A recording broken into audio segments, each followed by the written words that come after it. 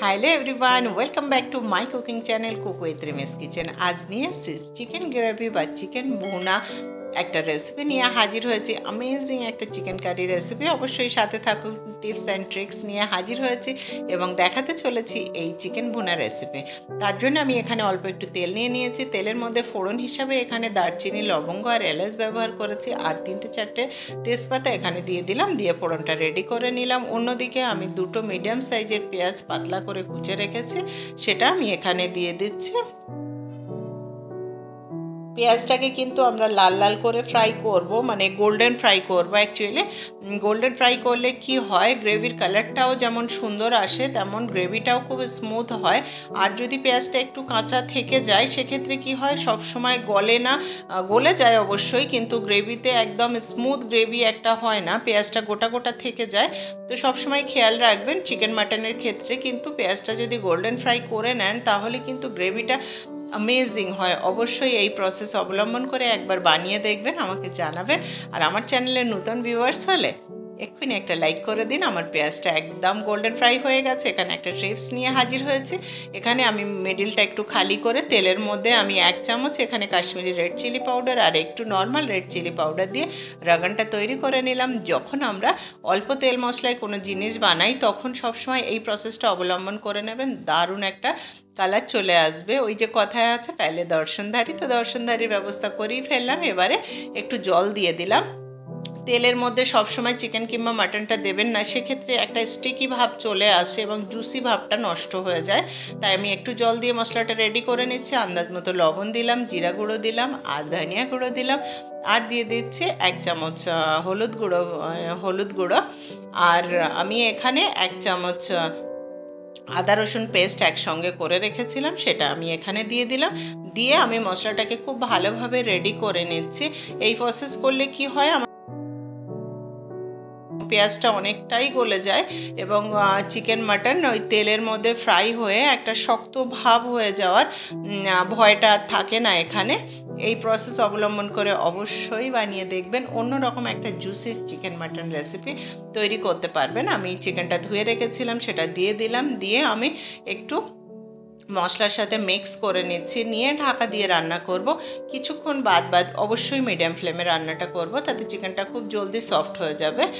আর ঢাকা দিয়ে কিছুক্ষণ বাদ ফিরে আমি একটু নাড়িয়ে চাড়িয়ে দেবো, না হলে নিচেটা পুড়ে যাওয়ার চান্স থাকবে। আমার চ্যানেলের নতুন ভিউয়ার্স হলে এক্ষুনি একটা লাইক করে দিন, কমেন্ট করে জানাতে ভুলবেন না কেমন হলো। অবশ্যই সাবস্ক্রাইব করবেন, পাশে থাকা বেল আইকন প্রেস করতে ভুলবেন না। আমি মশলার সঙ্গে চিকেনটাকে খুব ভালোভাবে মিক্স করে নিয়ে ঢাকা দিয়ে রান্না করলাম। কিছুক্ষণ বাদে ফিরে এসে আমি আবারও একটু ঢাকাটা খুলে নাড়িয়ে চাড়িয়ে দিচ্ছি। এইভাবে 2-3 বার প্রসেসটা করবেন, তাতে ওই চিকেনটা কষানোটাও খুব সুন্দর হয়। মাংস কষানোর উপরেও কিন্তু ডিপেন্ড করে তার টেস্টটা, না হলে কিন্তু মাংস সেইভাবে টেস্ট হবে না। আর উপরে মাংসটা কিছুটা শক্ত থাকবে, নিচেরটা বেশি গলে যাবে। তো বারবার একটু খুলে নাড়িয়ে নিলেই আমার মনে হয় বেস্ট হয়। ঢাকা দিয়ে আবার রান্না করছি, কিছুক্ষণ বাদে ফিরবো। আর এই ধরনের চিকেন কিংবা মাটন রান্নার ক্ষেত্রে অবশ্যই মনে রাখবেন যে গরম জল যেন ব্যবহার করা হয়। গরম জল ব্যবহার করলে কি হয়, আমাদের রান্নার যে একটা কুকিং প্রসেস চলতে থাকে, সেটা যেই ঠান্ডা জলটা দেয়া হয় সেই কুকিং প্রসেসটা একটু বন্ধ হয়ে যায় কোনো অংশে। তো গরম জল দিলে রান্নাটা কন্টিনিউ থাকে এবং ওই চিকেন একটু হার্ড হওয়া থেকে আর কি রক্ষা পায় আর কি, যাকে বলে। আমি চিকেনটাকে এইভাবে বারবার কষিয়ে নিয়েছি। দেখুন কি দারুণ একটা কালার এখনই চলে এসেছে, এখনই কিন্তু রান্নাটা একদমই হয়নি। আমি অন্যদিকে জল গরম করতে বসিয়েছি। জলটা আমি অল্প একটু জল দিয়ে আমি আবারও ভালোভাবে চিকেনটাকে ঢাকা দিয়ে কিছুক্ষণ রান্না করে নেব। এতে কি হবে, চিকেনের যে গ্রেভিটা হবে সেটা কিন্তু একদমই স্মুথ হবে, খেতে ভীষণ সুন্দর হয়, লুকও দারুণ হয়। তো অল্প একটু জল দিলাম, দিয়ে ঢাকা দিয়ে আমি কিছুক্ষণ রান্না করছি। কিছুক্ষণ বাদে আবার ফিরে আসছে। এই রেসিপিটি যদি সত্যি আপনাদের ভালো লেগে থাকে অবশ্যই একটা কমেন্ট করে জানাবেন কেমন হলো আমার এই রেসিপি। আমার পাশে থাকবেন আর এইভাবেই আমাকে সাপোর্ট করবেন। ভালো ভালো রেসিপি নিয়ে হাজির হব। দেখুন কি দারুণ গ্রেভিটা হয়ে গেছে।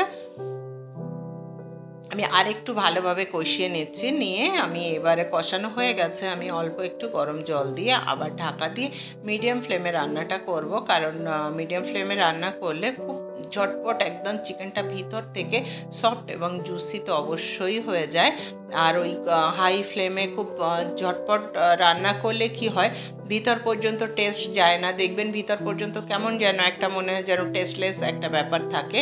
এক্ষেত্রে কিন্তু একদমই হবে না। কিছুক্ষণ বাদে আমি ফিরে এসেছি। আমার চিকেনটা একেবারেই হয়ে গেছে। আমি কিন্তু গ্রেভিটা আর ঘন করব না। আমি এবারে গরম মশলা পাউডার একটু ছড়িয়ে দিয়ে ঢাকা দিয়ে গ্যাসের ফ্লেমটা অফ করে দেব। আমি নর্মাল ঘরে থাকা গরম মশলা দিয়ে দিলাম উপর দিয়ে একটু, দিয়ে আমি এবারে ঢাকা দিয়ে গ্যাসের ফ্লেমটা অফ করে দিচ্ছি। কিছুক্ষণ বাদে আমি পরিবেশন করে ফিরছি। চিকেন ভুনার রেসিপি কেমন হলো অবশ্যই আমাকে জানাবেন, আর কমেন্ট করে অবশ্যই জানাবেন কেমন হলো, আর আমাকে এইভাবে সাপোর্ট করবেন। ভালো ভালো রেসিপি নিয়ে হাজির হব। Thank you for watching.